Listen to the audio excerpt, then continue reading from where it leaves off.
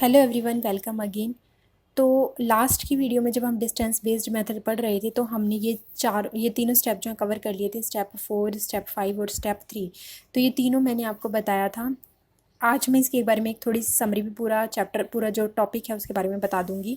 अब हम स्टेप 5 पे आ चुके हैं, सॉरी स्टेप 6 पे आ चुके हैं। अब देखो, स्टेप 5 तक हमने स्टेप 5 ये है, स्टेप 5 तक हमने क्या कर लिया था, AC को कंपेयर कर लिया था बाकी के साथ, मतलब B D F E के साथ। और अब फिर हमने B और E को भी कंपैरिजन कर लिया था D और F के साथ। फिर हमें एक लीस्ट वैल्यू भी मिल गई थी, दैट वाज 4.5। अब जब आपको यहाँ पे AC के साथ D की सबसे कम वैल्यू मिली है, मतलब अगर आप पूरी टेबल को चेक करते हो तो 4.5 जो है वो सबसे लीस्ट है।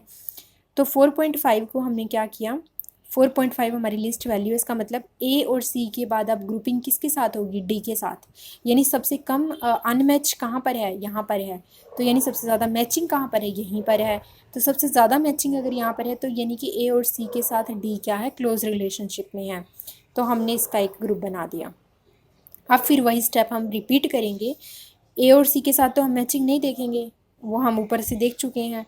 अब हम क्या करेंगे, A C की और D की इन सब के साथ मैचिंग देखेंगे। कैसे, देखो, पहले A की B के साथ मैचिंग करोगे, A की E के साथ मैचिंग करोगे, C की B के साथ मैचिंग करोगे, C की ही E के साथ मैचिंग करोगे, D की B के साथ करोगे और D की ही E के साथ करोगे।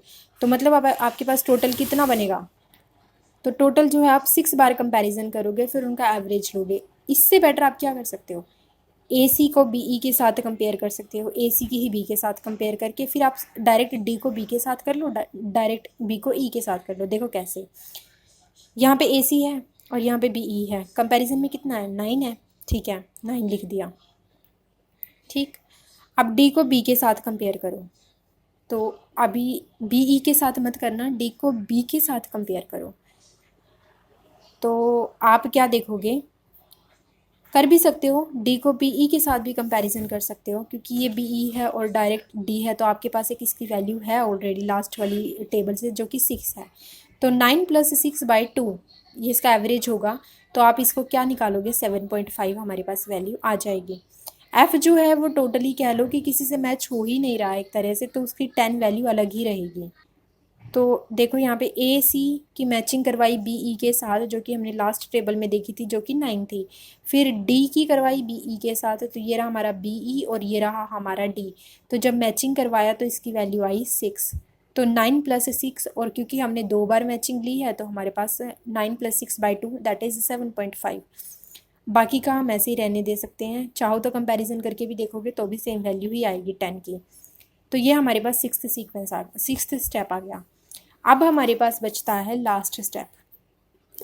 लास्ट स्टेप है, सबको ऐड करने के बाद हमारे पास एक फाइलोजेनेटिक ट्री जो है वो कंस्ट्रक्ट होगा। कैसे, देखो देखो, सबसे पहले हमने A और C और B और E को अलग किया था, क्योंकि उनमें जो लीस्ट डिफरेंस था वो 2 का था।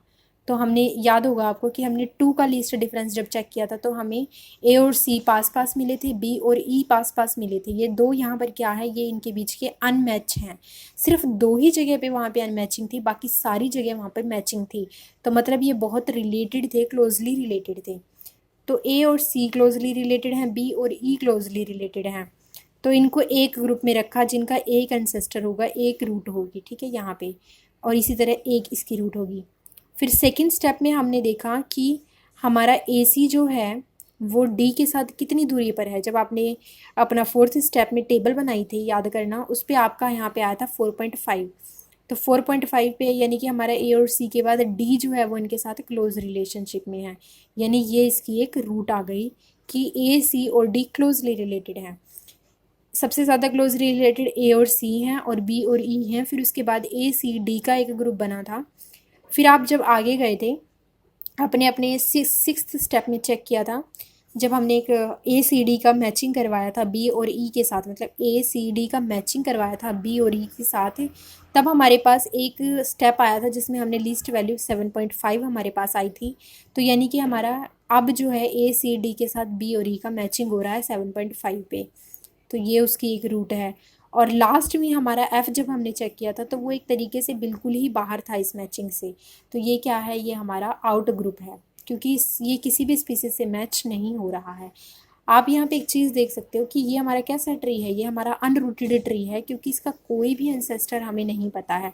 अगर हमें एंसेस्टर पता होता है तो मान लो हमारे पास कोई और स्पीसीज़ है, मान लो जेड स्पीसीज़ है, तो यहाँ पर वो जेड स्पीसीज़ होगी और उसकी लाइन इसके साथ होगी।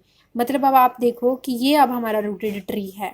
क्यों? क्योंकि ये जेड स्पीसीज़ सारी स्पीसीज़ के साथ मैच कर रही है, तो यानी कि ये इसका क्या है, ये इसका एंसेस्टर है। लेकिन यहाँ पर इस तरीके का कुछ नहीं है, तो मतलब हम इसको नहीं कहेंगे कि ये हमारा रूटेड ट्री है, क्योंकि हमें एंसेस्टर का ही नहीं पता। तो अब हमारे पास क्या है, सिर्फ हमारे पास ये एक ट्री है पूरा का पूरा, तो ये हमारा अनरूटेड ट्री है जिसमें हमें एंसेस्टर नहीं पता है।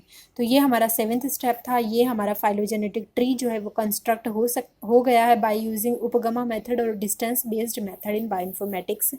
तो आप एक बार सारी स्टेप ध्यान दे लो। ये हमने डिस्टेंस बेस्ड मेथड चेक किया। सबसे पहले हमने सारी सीक्वेंसेस ली, जो स्पीसीज हमें कंपैरिजन करनी थी उनको अलाइन किया अच्छे से। उनमें से जो मैचिंग पेयर थे उनको तो अलग रखा, लेकिन जो अनमैचिंग थे उनको चेक किया। अनमैचिंग क्यों चेक की? ताकि हम पता लगा सकें कि कौन सी स्पीसीज में कम अनमैचिंग है। तो फिर जब हमने उसको अनमैच किया, फिर हमने उसका एक टेबल बनाया। टेबल में हमने अनमैचिंग नंबर लिखे, जैसे 12 थे, तो पहले 2 सीक्वेंस को कंपैरिजन करके 12 थे टोटल, जिसमें से 3 जो थे वो मैच कर रहे थे, बाकी 9 जो थे वो अनमैच थे। तो इसी तरह हमने और स्पीसीज़ का भी पूरा का पूरा टेबल बनाया था। फिर इस टेबल को चूज़ करने के बाद, बनाने के बाद आपने चेक किया होगा कि हमारी ये जो सबसे लीस्ट वैल्यू थी यहाँ पर आई थी, जो कि ए और सी के साथ है, और फिर हमारी एक आई थी बी और ई के साथ, सबसे कम नंबर आया था। तो मतलब हमें पता लगा कि यहाँ पे सबसे कम अनमैचिंग है और सबसे ज़्यादा मैचिंग है, तो यानी ये बहुत क्लोजली रिलेटेड है। तो हमारे पास 2 आउट ग्रुप आ गए थे, ए और सी का, और बी और ई का आउट ग्रुप आ गया था। फिर हमने 3rd स्टेप में यही चीज़ें की थी कि लीस्ट वैल्यू को हमने चेक किया था, और फिर हमें अनमैचिंग और मैचिंग पता चल गई थी, और उसके बाद हमने इनकी क्लोज रिलेशनशिप को स्टडी कर लिया था। 4th स्टेप में हमने अब इनका ग्रुप बनाया। 2 ग्रुप बने थे, ए और सी का, बी और ई का। पहले हमने एक ग्रुप की बाकी के साथ सिमिलैरिटी दिखाई, और फिर हमने दूसरे ग्रुप की बाकी के साथ सिमिलैरिटी दिखाई। तो 2 स्टेप में हमने ये सिमिलैरिटी की। यहाँ पे जो जो हमने चूज़ किए थे, मान लो ए और सी एक ग्रुप बना था, तो हमने उसकी सिमिलैरिटी दिखाई बी डी ई एफ़ के साथ। ऐसे ही बी डी ई एफ़ हमने हॉरिजॉन्टली लिखा। फिर हमने उनका एवरेज लिया। एवरेज क्यों लिया? क्योंकि हमें पता होना चाहिए कि ए डी के साथ कितना सिमिलर है, सी कितना सिमिलर है डी के साथ। तो फिर उनका हमने एवरेज लिया था, ताकि हम पता लगा सके कि इनके एवरेज में कितनी सिमिलैरिटी है टोटली दोनों की इसके साथ। एक एवरेज होता है ना, तो हम उसका एक एवरेज निकाल लिया हमने, ताकि हम सिमिलैरिटी को पता लगा सकें। फिर जो हमने यहाँ पे ले लिया है ना इन ग्रुप, उसको हम बाकी की सीक्वेंसेस में फ़र्दर इंक्लूड नहीं करेंगे, ये चीज़ याद रखना।